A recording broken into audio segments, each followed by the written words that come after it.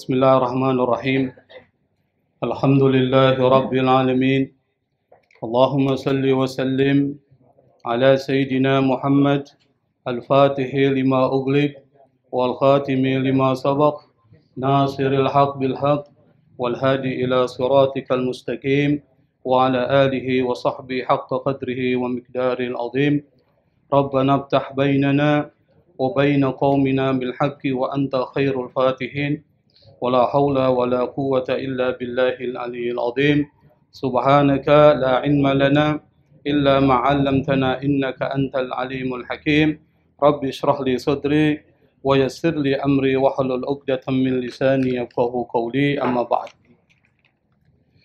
فقال المصنف رحمه الله تعالى halaman 4 ya. Wa 'alal insani al-ijtihadu fi hifdzi islamihi wa taqwiyatihi bi fi'li ma umira bihi min ta'atillahi ta'ala fa innal mudayyi'a li awamirillahi muta'arridun lil mauti ala ghairil islami fa inna tarkahu lidhalika dalilun ala istihanatihi بحق الدين وعلى الاستخفاف به فليحذر المسلم من ذلك غاية الحذر وعليه أيضا أن يجانب المعاصي والآثام فإنها تضعف الإسلام وتوهنه وتزلزل قواعده وتعرضه للسلب عند الموت كما وقع ذلك والعياذ بالله لكثير من الملابسين لها والمسرين عليها وفي قوله تعالى ثم كان عاقبة الذين أساءوا السوء أن كذبوا بآيات الله وكانوا بها يستهزئون ما يدل على ذلك فتأمله وخذ نفسك بامتثال أوامر الله تعالى واجتناب محارمه وإن وقعت في شيء منها فتب إلى الله تعالى منه واحذر كل الحذر من الإصرار عليه ولا تزال سائلا من الله حسن الخاتمة وقد بلغنا أن الشيطان لعنه الله يقول قصم ظهري الذي يسأل الله تعالى حسن الخاتمة أقول متى يؤجب هذا بعمله أخاف أن قد فتنا. Bisa dibaca fatina, fatona, dan fatuna ya, bisa tiga-tiganya. Kita coba bahas apa yang telah ditulis oleh Al-Habib Abdullah bin Al-Haddad, melanjutkan pembahasan pada pertemuan yang lalu. Wa 'alal insani, wajib bagi manusia. Jadi kalau wa 'ala al insani itu wajib bagi manusia, bukan atas, wajib. Sama alaika an, wajib kalian an ta'khudha, mengambil hada ini. Jadi alaika dimulai. Dan kalimat ini halus. Wa 'alal insani, wajib bagi manusia. Wajib apa? Al-ijtihadu, bersungguh-sungguh. Ijtihad itu artinya bersungguh-sungguh. Mengerahkan semua energinya, tenaganya untuk apa? Fi hifdzi islamihi, menjaga keislamannya. Jadi menjaga keislaman kita itu adalah wajib, harus kita lakukan. Wa taqwiyatihi, bukan cuma menjaga tapi juga taqwiyatihi, memperkuatnya. Dari kata qawi, qawwa yuqawwi, taqwiyah. Wazannya itu sama dengan fa'ala yufa'ilu taf'il. Itu sama itu.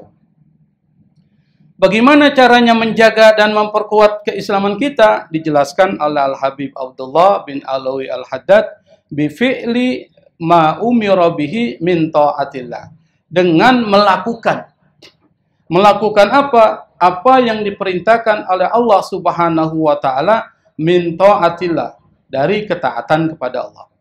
Maksudnya adalah melakukan ketaatan kepada Allah terhadap perintah-perintah Allah Subhanahu wa taala. Jadi satu cara untuk menjaga keislaman kita dan memperkuat keislaman kita, salah satu caranya adalah melakukan apa yang diperintahkan oleh Allah Subhanahu wa taala. Kenapa? Fa innal mudayyi'a li awamirillahi, karena fa-nya ini artinya karena ya, bukan maka ya. Karena apa? Orang yang menyia-nyiakan, mudayyi dari kata dayya'a yudayyi'u, mudayyi, menyia-nyiakan. Apa? Menyia-nyiakan perintah Allah Subhanahu wa taala, muta'arridun, rentan. Muta'arridun artinya rentan, mudah terkena apa? Lil mauti ala ghairil Islam. Rentan, beresiko bisa mati dalam keadaan non-muslim. Nah, itu. Nah, sekarang kita jelaskan ya. Kenapa kita diperintahkan oleh Allah Subhanahu wa taala? Satu. Yang pertama, sebagai ungkapan rasa syukur kita kepada Allah Subhanahu wa taala. Kita ini sudah diberikan banyak nikmat. Apa? Mata kita gunakan untuk melihat. Telinga kita gunakan untuk mendengar. Dan semua anggota badan diberikan oleh Allah Subhanahu wa taala itu tanpa bayaran, tanpa Allah meminta pembayaran sedikit pun. Yang kita hirup oksigen. Kira-kira Allah minta bayaran enggak? Coba kalau Allah minta bayaran, berapa kita harus bayar? Nggak bisa kita bayar. Coba kalau seandainya orang sakit, butuh tabung oksigen, berapa tuh bayar tabung oksigen? Nah, kita ini sudah hampir, ada yang 20 tahun, 30 tahun, 40 tahun, kira-kira berapa oksigen yang sudah kita hirup? Banyak sekali. Kalau itu dihitung pembayarannya, berapa miliar, berapa triliun yang kita bayar kepada Allah Subhanahu wa taala. Tapi Allah tidak minta pembayaran. Yang Allah minta cuma satu, apa? Syukuri nikmat. Bagaimana mensyukuri nikmat itu adalah melaksanakan apa yang diperintahkan oleh Allah Subhanahu wa taala. Yang kedua, setiap perintah yang ditetapkan oleh Allah Subhanahu wa taala itu banyak manfaatnya. Dan manfaatnya itu buat kita, umat Islam. Bukan buat Allah. Allah tidak berkurang kalau kita tidak ibadah. Kita tidak sholat, kira-kira kemuliaan Allah berkurang? Tidak. Tidak. Kita tidak puasa, Allah tidak berkurang kemuliaannya. Allah tetap mulia. Kita sholat, kita puasa, kita mengeluarkan zakat, kita melakukan semua yang diperintahkan oleh Allah, itu untuk kita. Untuk kepentingan kita. Kenapa? Karena Allah yang menciptakan kita. Dan Allah tahu apa yang terbaik buat manusia. Seperti misalnya mobil. Mobil dibuat oleh siapa? Pabrik mobil kan? Pabrik mobil kan?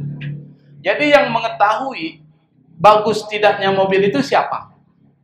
Pabrik mobil itu. Mekanik yang ada di pabrik mobil itu. Maka pabrik mobil mengeluarkan mobil. Mobil baru. Lalu membuat buku panduan pemeliharaan mobil. Bagi orang yang membeli mobil itu, lalu mengikuti panduan itu, maka mobilnya awet, tidak rusak. Tapi kalau dia melanggar panduan yang diberikan oleh pabrik mobil, misalnya disuruh ganti oli setiap 3 bulan, dia tidak ganti oli. Atau disuruh servis ringan setiap 1 bulan sekali, dia tidak lakukan. Kira-kira mobilnya bermasalah nggak? Bermasalah. Sama, yang mengetahui baik buruknya kita, siapa? Yang menciptakan kita, Allah Subhanahu wa taala. Maka Allah buat aturan. Yang aturan itu terdapat di dalam kitab suci. Nah, salah satu kitab suci yang diturunkan oleh Allah Subhanahu wa taala adalah Al-Qur'an. Maka semua perintah di dalam Al-Qur'an kalau kita laksanakan, maka ada manfaatnya yang besar. Sebagai contoh misalnya wudu lah. Saya tidak bicara sholat, puasa, itu banyak sekali cerita ya. Wudu, Anda tahu wudu kan? Setiap hari kita lakukan. Wudu itu menjadi wajib karena wudu itu adalah media untuk melakukan sholat yang wajib. Maka wudhu menjadi wajib untuk kita lakukan kalau kita mau sholat. Dan Allah perintahkan ketika Anda melakukan wudhu, apa yang wajib dibasuh? Apa yang wajib? Muka, tangan sampai siku, kemudian kepala, lalu kaki. Kan gitu kan? Yang lain sunnah tuh. Jadi ada orang barat itu, dia tertarik tuh. Orang Islam ini agak sedikit aneh. Setiap dia mau melakukan sholat, dia melakukan pembasuhan dengan air. Bahasanya pembasuhan dengan air. Dan yang dibasuh sama ya. Yang paling sering dilihat itu yang wajib adalah 4 anggota badan itu. Lalu orang barat ini, dia seorang saintis, seorang ilmuwan, dia teliti tuh. Kenapa sih? Yang dibasuh itu adalah muka, lalu kemudian tangan sampai siku, lalu kemudian membasuh rambut. Kalau mazhab Syafi'i cukup terasa nyes sudah sah. Tapi kalau mazhab Maliki seluruhnya itu terus dibasuh. Nanti kita akan bicarakan perbandingan mazhab kalau sudah kena waktu persoalan sholat dalam kitab ini. Lalu kaki, ternyata setelah diteliti 4 anggota badan ini adalah titik-titik yang disebut dengan hotspot, yang kalau disentuh air itu bisa memberikan kesehatan. Jadi 4 anggota badan ini kalau disentuh air secara benar itu bisa memberikan kesehatan. Jadi apa? Allah syariatkan wudhu dan kita diwajibkan untuk melakukan itu kalau mau melaksanakan sholat. Ternyata hikmahnya luar biasa. Yang kita nggak tahu, tapi Allah tahu. Maka kesimpulannya adalah apa yang diperintahkan oleh Allah Subhanahu wa Ta'ala, kalau kita laksanakan, itu pasti banyak manfaat yang bisa kita peroleh. Bukan cuma manfaat akhirat, pahala yang besar, tapi juga manfaat terkait dengan kehidupan duniawi kita. Makanya jangan anggap enteng tuh akikah, kurban, apalagi. Kalau saya ceritakan tentang sainsnya, baik waktunya habis. Kurban ada sainsnya dan lain sebagainya. Itu ada buku yang membahas tentang persoalan itu. Dan orang yang menyia-nyiakan perintah Allah, menganggap enteng perintah Allah, seperti sholat dianggap enteng, puasa dianggap enteng, zakat dianggap enteng. Itu kata Al-Habib Abdullah bin Al-Haddad, muta'arridun lil mauti ala ghairi dinil Islam. Itu bisa beresiko mati dalam keadaan non-muslim. Kira-kira matinya su'ul khatimah atau husnul khatimah? Su'ul khatimah. Maka itu kita berlindung dari Allah, dari kematian su'ul khatimah. Salah satu caranya adalah melaksanakan apa yang diperintahkan Allah dan jangan menganggap enteng apa yang menjadi perintah Allah Subhanahu wa Ta'ala. Kita teruskan. Kenapa? Fa inna tarkahu lidzalika, kata Al-Habib Abdullah bin Al-Haddad, orang yang meninggalkan kesungguhan dalam menjaga keislamannya dengan tidak melakukan apa yang diperintahkan oleh Allah, itu tanda. Dalil. Dalil itu artinya tanda. Dalil itu tanda. Tanda apa? Tanda alastihanatihi bihaqiddin. Tanda orang itu menganggap enteng persoalan agama. Istihana itu menganggap rendah. Sama disebut sini wa alal istighfafi bi, dan menganggap enteng. Jadi orang yang meninggalkan kewajiban-kewajiban yang diwajibkan oleh Allah Subhanahu wa Ta'ala itu dianggap orang yang menganggap enteng dan merendahkan agama, ajaran agama.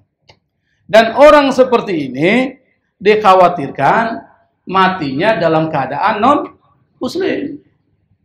Nah, yang kemarin kita sudah bahas tentang persoalan husnul khatimah. Nanti akan dibahas kembali di sini. Maka dimulai oleh Al-Habib Abdullah Haddad, falyahdharil muslimu min dalika ghayatal hadri. Maka seorang muslim falyahdhar. Falyahdhar itu berhati-hati, waspada. Waspada terhadap apa? Terhadap menganggap enteng persoalan agama, menganggap rendah kewajiban-kewajiban agama, dan mengenteng-entengkan kewajiban agama. Hati-hati. Maka disebut di sini falyahdharil muslimu min dzalika ghayatal hadri. Kalau ada ghayatal hadri itu ada goya, kata goya, artinya apa? Hendaklah waspada sebenar-benarnya waspada. Artinya waspadanya full 100%, bukan 60%, bukan 50%, tapi hati-hati betul. Titik ya, sampai di sini. Bisa dipahami, Pak? Bisa ya? Nah, lalu dilanjutkan. Yang kedua, kata Al-Habib Abdul Haddad, selain melaksanakan apa yang diperintahkan oleh Allah Subhanahu wa taala, wa alaihi aidan, dia juga wajib. Ini larinya ke al-insan ya, wa alal insan wa alaihi aidan, dan dia juga wajib. Wajib apa? Ayyujaniba, menjauhi. Dari kata janaba ditambah huruf alif, janaba. Yujanibu mujanabatan. Menjauhi apa? Al-ma'asi, jamak dari maksiat. Maksiat. Maksiat itu dari kata asa. Asa itu artinya durhaka. Maksiat itu adalah perbuatan yang durhaka kepada Allah Subhanahu wa taala. Wal atham itu jamak dari ismun. Apa arti ismun? Dosa. Jamaknya atham. Maksiat jamaknya ma'asi. Masjid jamaknya masajid. Bisa ya? Bahasa Arab gampang. Kitabun jamaknya kutub. Lain lagi itu. Ya. Qalamun aqlam. Lain kan? Bahasa Arab itu beda-beda kadang-kadang. Tapi Anda harus belajar. Saya sudah tua, ya nggak apa-apa. Bahasa Arab itu kan belajar nggak perlu tua. Yang penting serius, tekun. Insya Allah akan kasih pemahaman ya. Fa'innaha, kenapa kita disuruhi menjauhi maksiat dan menjauhi perbuatan-perbuatan dosa? Kata Al-Habib Abdullah, fa'innaha tud'iful Islam. Karena perbuatan-perbuatan maksiat itu melemahkan Islam. Anda bayangkan, kenapa umat Islam sekarang jadi lemah, yang kemudian menjadi mainannya orang-orang barat, orang-orang kafir. Kenapa? Karena orang Islam itu jarang yang mengamalkan ajaran-ajaran Islam. Makanya Muhammad Abduh, ketika umat Islam di Mesir mengalami kemunduran, bahkan mengalami penjajahan dari kolonialisme Barat. Di Mesir itu yang menjajah itu Inggris kalau nggak salah ya. Inggris ya, yang belajar sejarah bangsa-bangsa itu mungkin tahu itu. Jadi yang menjajah Mesir, Prancis tuh. Termasuk Prancis kan, bukan Inggris tapi Prancis. Lalu kemudian umat Islam itu menjadi mundur. Sampai para ulama-ulama kemudian mempertanyakan, kenapa kok umat Islam mundur? Sementara umat non-muslim itu maju. Limadza ta'akhkharal muslimun wa taqaddama ghairuna. Dan pertanyaan itu dikemukakan oleh seorang ulama, penyair namanya Syakib Aslam. Dia mengatakan seperti itu. Ternyata jawabannya adalah setelah Muhammad Abduh, seorang ulama Mesir dan mufti Mesir, ulama Al-Azhar Mesir, pergi ke Perancis. Dilihat orang-orang Perancis ini maju, padahal bukan Islam. Di mana letak majunya? Cara pikirnya modern. Misalnya kebersihan, bersih sekali. Jadi negara Perancis itu bersih. Yang kedua, semuanya tertib, taat aturan. Sementara di negara Mesir, boro-boro bersih. WC-nya aja setengah mati cium baunya. Misalnya seperti itu. Dan berantakan. Saya pikir sampai sekarang juga berantakan sih. Negara-negara Muslim. Ternyata jawabannya adalah karena orang-orang non-Muslim yang ada di negeri-negeri Barat, itu mereka meskipun bukan Islam, tapi prinsip-prinsip ajaran Islam mereka laksanakan. Kita orang Islam, ajaran-ajaran Islam tidak kita laksanakan secara serius, bahkan kita malu. Misalnya pakai sarung, jalan, pakai kopiah, jalan itu malu kita. Apalagi di sini, dilihat orang-orang Cina misalnya, ini so alim dan sebagainya. Kadang-kadang kita malu. Padahal itu bagian dari ajaran kita. Bagian dari identitas keislaman kita.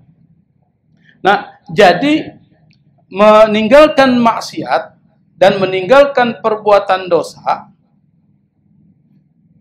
itu, kalau seandainya kita lakukan maksiat-maksiat itu bisa melemahkan Islam. Islam menjadi lemah karena kita sering melakukan perbuatan-perbuatan yang melanggar ajaran-ajaran Allah Subhanahu wa ta'ala. Yang kedua adalah wa tuzalzilu qawaidahu. Tuzalzil dari kata zalzala, yuzalzilu, zalzal, zalzala.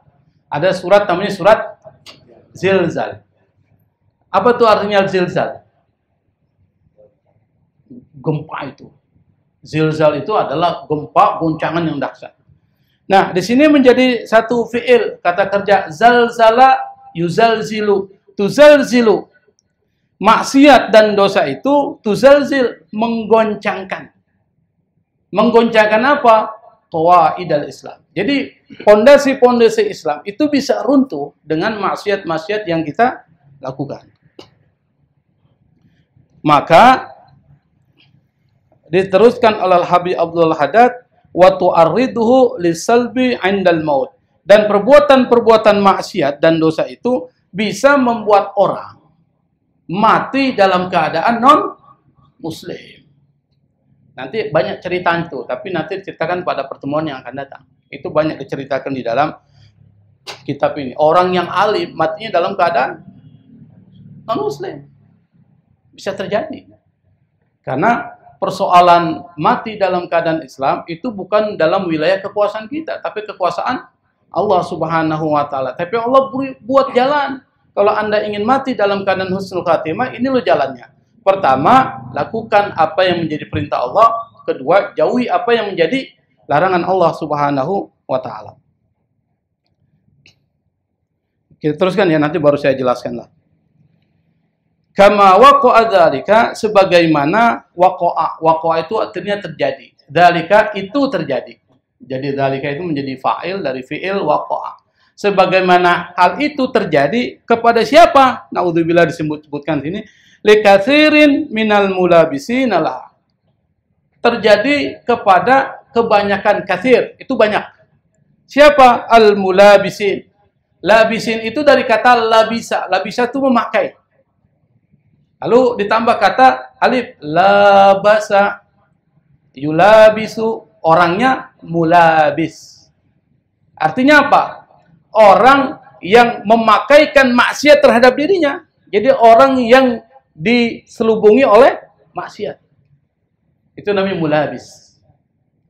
Pakaian libas atau malbas. Jamaknya malabis. Tapi orang yang berpakaian itu namanya mulabis atau labis. Nah, ini digambarkan dengan bahasa menjadikan maksiat itu jadi pakaiannya. Setiap hari yang dia lakukan adalah perbuatan maksiat. Pikirannya maksiat, perkataannya maksiat, memandang pandangannya maksiat, mendengar sesuatu yang dilarang Allah, mendengar maksiat dan lain sebagainya. Itu namanya mulabis. Jadi semua kehidupannya adalah penuh dengan maksiat. Yang berikutnya ada bukan coba berpakaian dengan maksiat, tapi wal musirrina 'alaiha. Terus menerus dia melakukan maksiat. Terus menerus. Musirrin itu artinya orang yang terus menerus melakukan maksiat. Oke, sampai sini. Setiap maksiat, maksiat ya. Tadi kan kita sudah mengatakan setiap perintah ada manfaat. Setiap maksiat ada mudarat. Jadi kalau Allah Subhanahu wa ta'ala melarang kita dari melakukan satu perbuatan yang dilarang oleh Allah Subhanahu wa ta'ala, maka dalam larangan itu ada mudaratnya. Misalnya kita dilarang makan yang haram-haram. Apa yang diharamkan Allah? Diharamkan Allah itu ada yang disebutkan dalam Al-Quran, zatnya, ada prosesnya. Jadi ada zatnya, ada prosesnya. Apa yang dilarang dan diharamkan oleh Allah dalam Al-Quran, misalnya memakan babi, memakan babi dan hal-hal yang terkait dengannya. Apa? Ya kulitnya, ya darahnya, dan lain sebagainya. Itu satu. Yang kedua apa lagi? Bangkai. Bangkai. Yang ketiga, apa lagi? Darah. Darah. Marus. Kalau di Jogja itu, Bang, saya berapa tahun tinggal di Jogja itu, 2-3 tahun itu. Itu banyak darah dijual di pasar itu. Nggak tahu untuk dijadikan makanan apa, tapi mereka makan. Darah itu dibekukan lalu dijual. Seperti hati warnanya merah, tapi itu darah. Jadi bikin kotor. Kalau hati kan ketahuan, tapi ini darah dia. Dibikin seperti tahu itu, tahu potong-potong itu, dan itu diharamkan oleh Allah Subhanahu wa taala. Yang kedua adalah haram karena prosesnya. Karena perbuatannya. Ini halal dari buku ini. Halal ya. Tapi kalau kita ngambilnya dengan mencuri, haram nggak? Maka menjadi haram. Karena apa? Karena perbuatannya itu haram. Dan segala sesuatu yang diharamkan oleh Allah terkait dengan makan, itu ada mudaratnya. Apa mudaratnya? Yang pertama terkait dengan kesehatan. Yang kedua terkait dengan perilaku. Makanya kita jangan heran kalau orang perbuatan itu banyak sekali perbuatan maksiat itu. Kenapa? Karena yang dia konsumsi adalah yang haram-haram. Yang haram. Haram karena apa? Bisa zatnya yang haram. Dia makannya babi terus, makan anjing, lain sebagainya. Makanya wataknya beda. Wataknya beda. Coba Anda survei orang-orang yang makan babi. Kira-kira wataknya gimana? Survei saja. Dia tidak mengenal halal haram. Betul ya? Tidak kenal tuh halal haram. Makanya nggak ada rasa empati. Dia mau melakukan sesuatu yang haram, dia tidak pernah pikir orang itu. Dia lakukan aja. Yang kedua, pengaruh terhadap perilaku kita. Perbuatan yang kita lakukan itu selalu menuju kepada sesuatu yang maksiat. Makanya ada hadis Nabi Muhammad SAW, dan hadis ini hadis populer ya. Kullu lahmin nabata min haram fannaru aulabi. Semua daging yang tumbuh dari sesuatu yang haram, maka neraka yang paling pantas memakan daging itu. Orang yang masuk neraka itu orang yang perbuatannya banyak yang buruk-buruk. Berarti apa yang dia makan itu mempengaruhi perilaku buruk. Dan perilaku buruk mengantarkan kepada neraka. Makanya jangan anggap enteng tuh. Misalnya, makanya kita dilarang untuk makan dari sesuatu hasil pencuri. Pencurian dilarang itu. Kenapa? Ini bisa mempengaruhi perilaku. Selain kesehatan ya, bisa mempengaruhi perilaku. Kalau makanan itu kita kasih ke anak kita, jangan heran kalau anaknya nakalnya minta ampun. Kalau anak kita nakal, Pak, misalnya nakalnya itu di luar kewajaran, Pak. Jangan kita salahkan anak itu. Jangan-jangan saya sudah kasih makan yang haram, sehingga wataknya begitu. Orang tuanya dilawan, orang tuanya ditendang. Kalau dikasih makan ini minta macam-macam. Ada begitu, Pak ya? Tapi bukan pengalaman kita kan? Ada kan? Ada yang begitu, Pak. Makanya introspeksi. Saya ini sudah kasih makan apa anak saya? Sampai anak saya seperti ini. Kenapa? Karena Nabi mengatakan kullu lahmin nabata min haram fannaru aulabi. Semua daging yang tumbuh dari yang haram, baik haram karena zat makanan itu atau karena perbuatan dalam memakan makanan tersebut, dalam perolehan makanan tersebut, maka yang paling berhak memakan daging orang tersebut adalah neraka. Maka kalau kita elaborasi, kita perluas pemahamannya, orang yang masuk neraka, orang yang perbuatannya banyak yang maksiat. Berarti makanan itu mempengaruhi perbuatan maksiat. Nah, jangan ngepenteng. 1 sen saja ya, dari yang haram itu bisa memberikan pengaruh. Makanya orang sahabat Nabi Abu Bakar As-Siddiq radhiyallahu anhu, beliau pernah dikasih susu. 1 gelas susu. Lalu kemudian beliau minum. Setelah beliau minum, beliau tanya kepada pembantunya yang memberikan 1 gelas susu itu, dia tanya, "Min aina akhadta? Dari mana ini kau peroleh?"